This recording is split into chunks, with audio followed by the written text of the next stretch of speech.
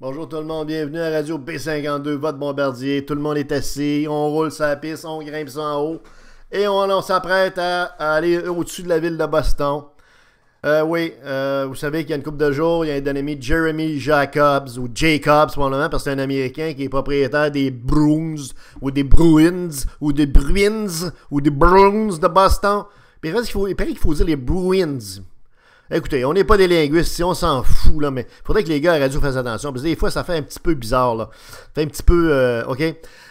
Alors, Jeremy Jacobs a tout simplement, encore une fois, jeté son fiel sur la ville de Québec, sur les Nordiques de Québec, sur le retour éventuel et possible des Nordiques de Québec.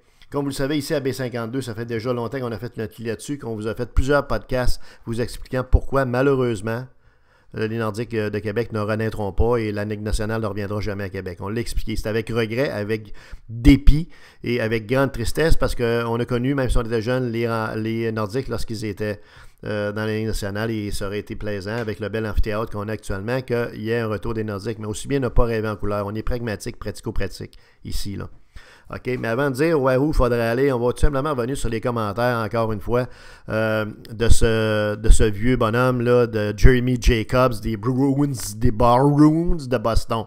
OK, premièrement, on peut se poser la question, OK, pourquoi il parle encore? Parce que c'est pas la première fois, là, il avait acheté son fiel, il avait acheté son venin sur les Nordiques, sur Québec, il y a déjà plusieurs, 7-8 mois à peu près.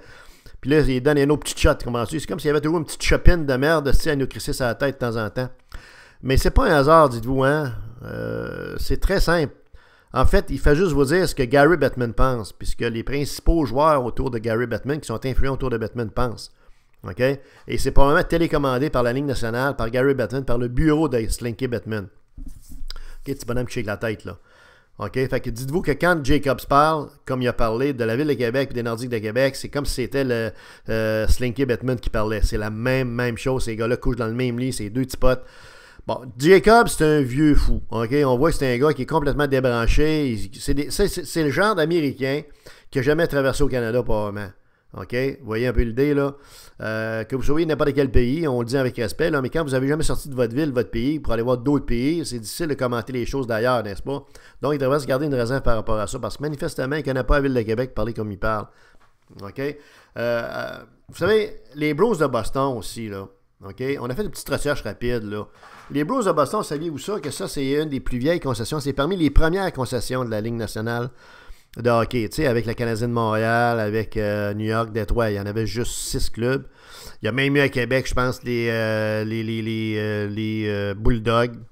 Mais les Bruins, donc, font partie de ceux qui ont créé la Ligue nationale de hockey. Donc, ça a été créé dans le début des années 1900, cette histoire-là. Là. C'est peut-être en 1920, en 1915. Ça fait longtemps, OK, que les Bruins de Boston existent, OK? Ça fait au-dessus de 100 ans, en fait, OK? 100 ans. Bon. En 100 ans, savez-vous combien l'équipe des Bruins de Boston de Jeremy Jacobs, OK, le fumeur de cigares du Boys Club qui doit puer, savez-vous combien de Coupes Stanley ils ont gagné? Dites un chiffre. 10, 8, 15... Non. Non. Ils en ont gagné un grand total de 6. En 100 ans. Le gars là qui se permet de commenter Québec, puis de dire voici c'est comme ça que ça marche, puis moi je décide, moi j'étais un king, j'étais un exécutif de la NHL, comprends-tu? Ben là, il devrait peut-être à un moment donné modérer ses transports, puis se garder une petite réserve, une petite gêne. Ils ont gagné 6 Coupes Stanley en 100 ans. La première en 1929. Donc, on s'entend qu'on ne veut pas la diminuer, mais c'était l'année du crash boursier, l'année de la... On était en guerre, puis en 1929, le monde jouait, on pensait, avec des bâtons, tu sais, puis les pads, c'était du carton, mais quand même, enlevons-leur pas. Puis 1929, 1939, 1941. Après ça, ça va en 1970-72, dans le temps de probablement Bobby Orr. Puis la dernière, c'est en 2011. OK? Donc, on s'entend que 6 Coupes Stanley, c'est bien. mais c'est rien pour se péter les bretelles. Fait que les Blues de Boston, ils n'ont rien à montrer à qui que ce soit sur la performance, le succès et la victoire et les championnats dans la Ligue nationale de hockey. En 100 ans, pensez-y, là, 100 ans, ils ont gagné 6 fois. Bon, ça, c'est la première des choses. L'autre chose, évidemment, c'est que Jacobs, dans le texte qui a été soufflé par Gary Bettman, évidemment, a répété des inepties. Bon, finalement, ça se résume à il n'y a pas assez de monde ici, puis il n'y a pas assez d'argent ici, etc., etc. Écoutez, c'est vraiment faire montre d'une méconnaissance d'abord de la ville de Québec actuellement, qui a le taux de chômage généralement le plus bas au pays, le pays étant le Canada, depuis au moins une dizaine d'années.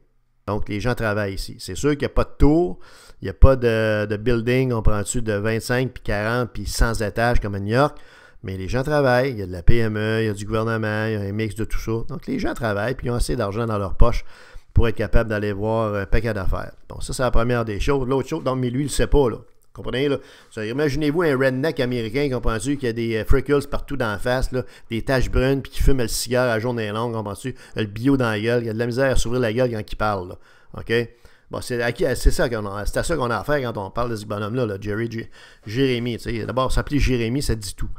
Ensuite de ça, l'autre chose qu'il faut voir, c'est comme on l'a dit dans des podcasts antérieurs, il faut absolument, nous, qu'on comprenne, ici à Québec, que malgré le bel amphithéâtre qu'on a, la Ligue nationale ne reviendra jamais, comprenez-vous? Il est allé à Vegas, il s'en va à Seattle, après ça va être, je sais pas, Houston, puis ça, je veux dire, ils vont rester aux États-Unis. C'est drivé par des Américains. On ne veut pas reprendre, réécouter nos podcasts. On est vraiment allé dans le fond, au fond de la question. Et puis, vous allez voir qu'il y a du stock intéressant là-dedans. Mais revenons à nos affaires. Donc, au lieu de mettre des énergies à vivre dans un rêve, à vivre quelque chose dans le désir ou dans l'attente d'un retour de la Ligue nationale qui ne viendra jamais, ça ne donne rien de vivre là-dedans, là. Hein? C'est bien mieux de travailler à ce moment-là. Nous, c'est ce qu'on suggère. Travailler sur un projet de création d'une nouvelle ligue. Que ce soit juste une ligue à 6 équipes. Là. Une ligue avec d'autres villes de hockey. Il y en a d'autres villes de hockey, des très bonnes villes de hockey au Canada et aux États-Unis. Ça pourrait même être en Europe. OK? On oublie la KHL à cause des frais de transport. Donc, créer une ligue, un peu comme ça avait déjà été fait il y a peut-être 20, 25, 30 ans là, avant que les Nordic Nice étaient dans une autre ligue qui s'appelait l'Association mondiale de hockey. Donc, créer une ligue professionnelle avec des bons joueurs. Il y a un paquet de joueurs qui sont pour pêcher parce qu'ils sont trop petits ou parce qu'ils sont ci ou parce qu'ils sont ça. De temps en temps, il y en a dans la NHL qui réussissent. On le voit avec le petit Jonathan Audi Marchessault. Bon, donc, il y a plein des joueurs qui pourraient former une très bonne ligue professionnelle ici à Québec avec un très bon calibre de jeu, des prix abordables, les gens auraient du fun. Mettons l'accent sur une ligue nouveau genre, avec un nouveau concept marketing de la vie dans la cabane, le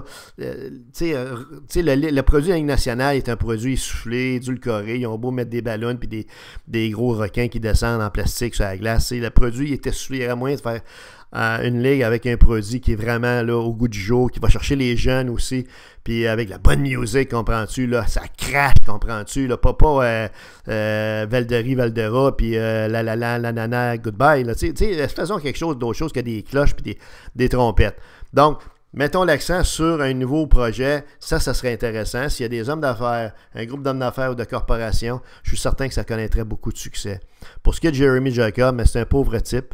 C'est un type qui parle à travers son chapeau, évidemment, parce que le marché de Québec, même si ça n'arrivera jamais, et on le dit avec tristesse, on le répète encore une fois, le marché de Québec pourrait faire vivre un club de la Ligue nationale de hockey. C'est certain que ça serait difficile, ça demanderait beaucoup de marketing, et ça demanderait d'exploiter tout le marché de la province de Québec, pas juste la ville de Québec. Donc, il faudrait avoir des billets de saison qui viennent de Rimouski, qui viennent de Saguenay, qui viennent un peu partout, mais ce serait le cas. Les compagnies aussi sont plus présentes que Jacobs le pense. C'est pas parce qu'une compagnie n'est pas une multinationale que c'est pas une compagnie qui a des propriétaires riches qui ont de l'argent dans le fond de leur poche pour se payer un billet de saison, se payer une loge corporative. Mais évidemment, ce bonhomme-là ne connaît pas notre réalité économique. On prend tout ce qu'il connaît, on prend tout le fond de sa poche, OK, ses cigares, puis sa grand gueule. C'était Radio B52.